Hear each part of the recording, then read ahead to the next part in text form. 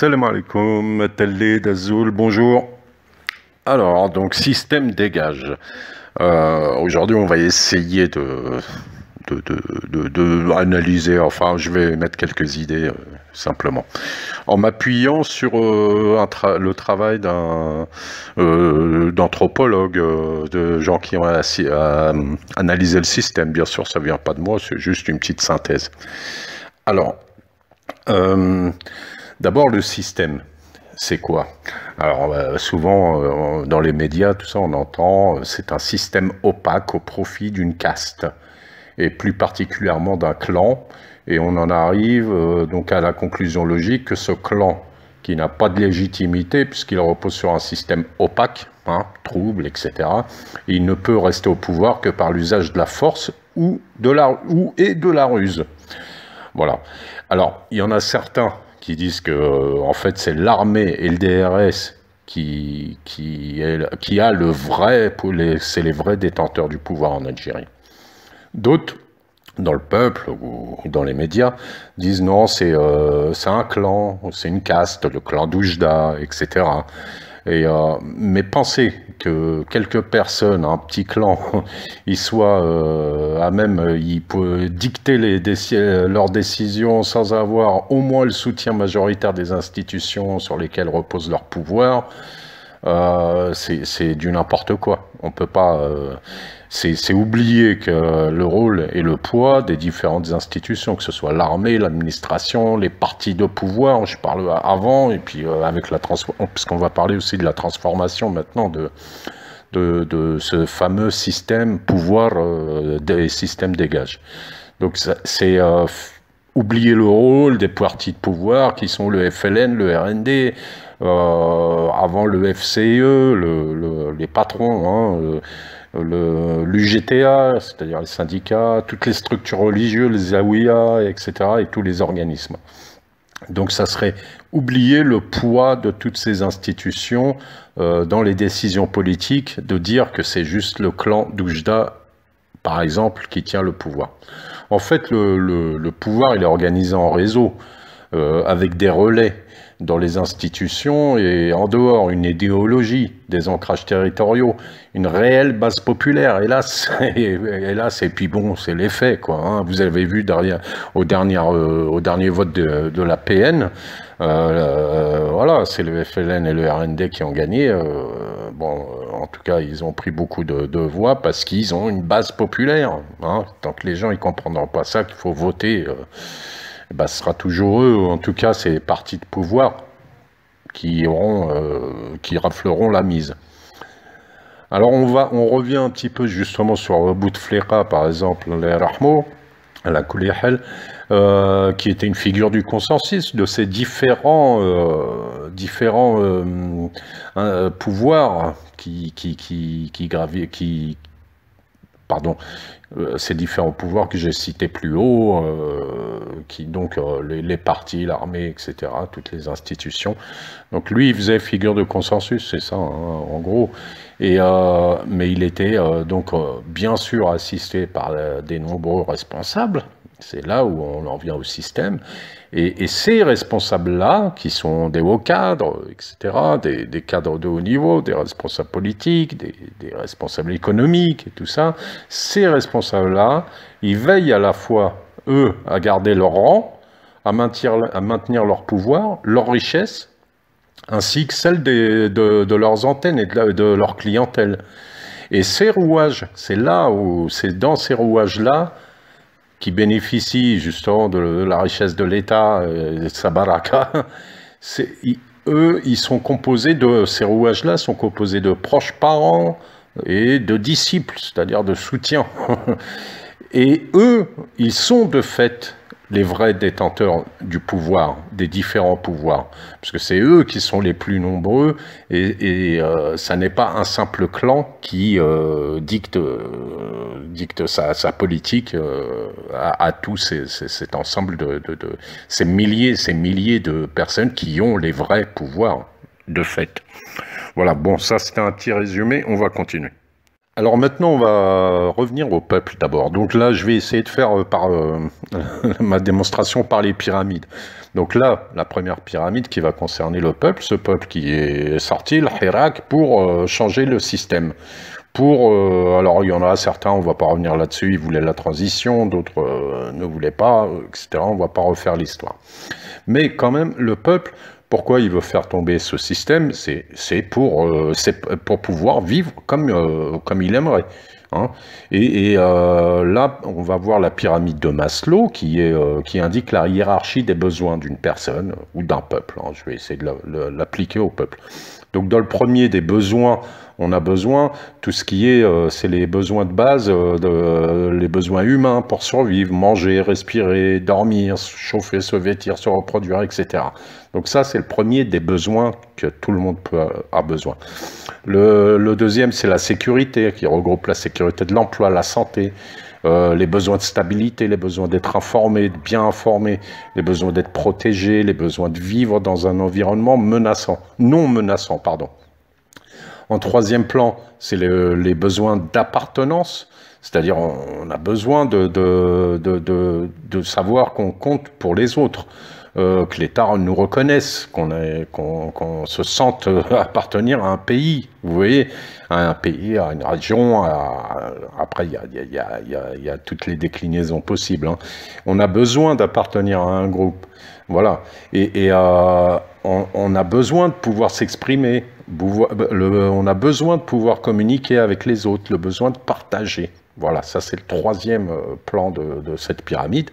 Dans le quatrième niveau, ça montre que les êtres humains accordent une certaine importance aussi, c'est à l'estime de soi, la reconnaissance, la franchise et la tolérance.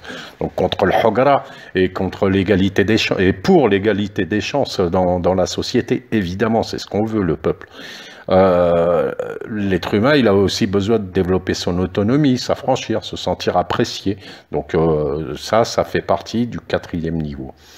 Et dans le dernier niveau, c'est l'importance, ça montre l'importance de l'accomplissement de soi et du développement personnel. L'être humain, il a besoin d'affirmer qu'il est unique, d'approfondir sa culture, de méditer, de s'épanouir, d'être consulté. Voilà en gros donc les besoins d'après la pyramide de Maslow du peuple. Ce peuple, nous réclamons tous ça. Et c'est pour ça que tout le monde dit « système dégage », puisque le système n'a pas assouvi, n'a pas apporté, n'a pas satisfait ses besoins. Peut-être une partie de base, etc. Mais ce système n'a pas apporté tous ses besoins, donc d'où le mécontentement. Alors ce qu'il faut savoir, c'est que cette notion de la pyramide de Maslow, c'est que ça fonctionne par niveau. Donc, si le premier niveau n'est pas satisfait, le citoyen il ne sera pas motivé pour satisfaire le second, ni le troisième, et un quatrième, et encore moins le cinquième. Donc en fait, il faut les satisfaire un par un. Donc d'abord qu'on mange bien, qu'on soit bien logé, etc. Ensuite qu'on ait la sécurité, etc. Et on monte comme ça. Et à ce niveau-là, le système nous empêche jusqu'à maintenant à entraver tout ça. Voilà.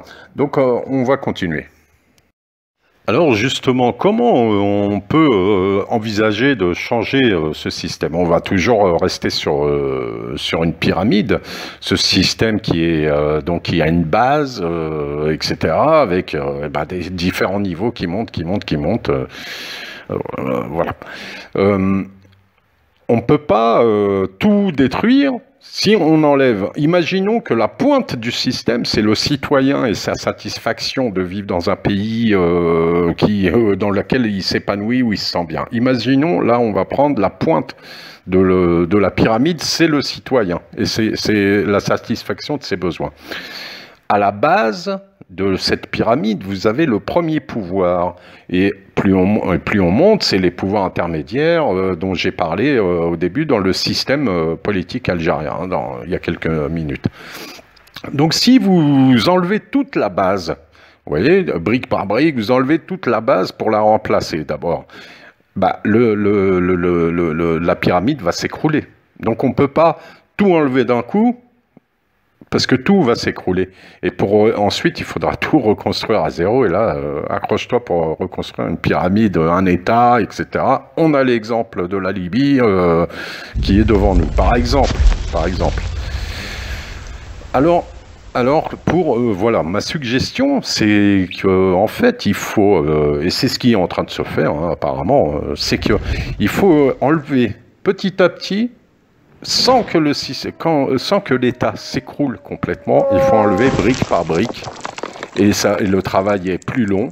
La perception des résultats pour le peuple, c'est évidemment plus long aussi, mais c'est la seule solution, et c'est la meilleure d'ailleurs, pour continuer à avoir un État qui tient quand même sans s'écrouler, tout en ayant le système qui sera changé et qui sera bien meilleur à la fin. Alors là, je vais finir avec un petit... il y a le président Tebboune qui a réitéré ses 3 engagements dans la lutte contre la corruption. C'était quand il a lancé la nouvelle année judiciaire. Alors c'est très important puisque ça montre aussi ce que j'étais en train de vous dire. Alors dans son discours qu'il a adressé à la justice, il a indiqué, regardez, il a indiqué qu'il œuvre toujours à laisser la place aux jeunes et à leur apporter un soutien afin qu'ils puissent participer à la prise de décision. Ce qui correspond à la reconnaissance, le besoin de reconnaissance et le besoin d'appartenance. Il a aussi indiqué qu'il œuvrerait pour empêcher les tenants de l'argent sale d'infiltrer le processus électoral et remettre la vie politique sur les bases éthiques en l'éloignant des manœuvres malhonnêtes et des corrompus. D'accord. Donc ça correspond à ces briques qu'on enlève petit à petit sans faire écrouler l'État, hein, de les remplacer. Et ensuite, il a aussi dit, après l'élection des conseils locaux, donc des mairies, nous continuerons notre route en élisant les membres de Sénat et en installant la Cour constitutionnelle ainsi que le reste des institutions constitutionnelles après les avoir adaptées à la nouvelle constitution. Ça, c'est toujours pareil. Donc, c'est reconstruction du système politique algérien sans faire écrouler l'État. Et un citoyen ne peut pas vivre dans un État qui s'est écroulé, ce sera la catastrophe. Donc voilà un petit peu mon analyse du système algérien, système dégage, et pourquoi le peuple veut faire dégager le système, en tout cas dans le Hirak, le vrai Hirak, le Hirak original, pourquoi et comment y arriver.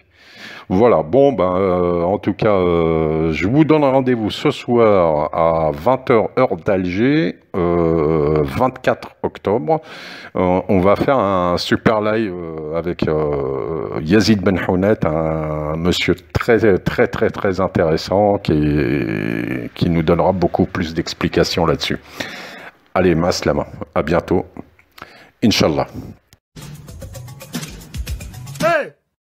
Tu regardes mes vidéos? Ouais, je regarde tes vidéos, ouais. Tu kiffes? Même pas tu t'abonnes? Allez, mets un pouce et abonne-toi. Allez, clique, mec. Tu kiffes, tu t'abonnes, tu mets un commentaire. Fais-moi un beau sourire. Que souris. Souris, mec. Ok, souris. Et maintenant, répète. J'aime, je m'abonne, j'aime, je m'abonne, j'aime, je m'abonne, je m'abonne. Là, j'en ai lu parler du PayPal.